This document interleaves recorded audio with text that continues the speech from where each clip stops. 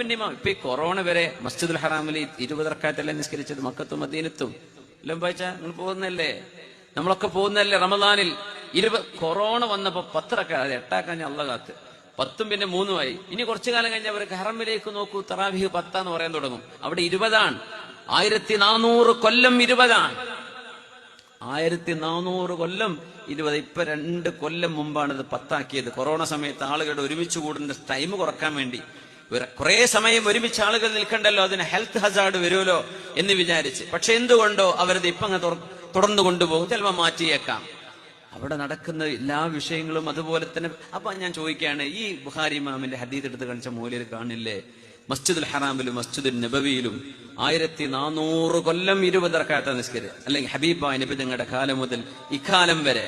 അപ്പൊ അവർക്ക് ബുഖാരി ഇമാമിന്റെ ഹദീസ് ഒന്നും കണ്ടിട്ടില്ല അവര്? സൗദി പണ്ഡിതന്മാർക്ക് എന്തൊന്നും കാണാത്തതുകൊണ്ടാണോ? അതും ചോദിക്കും.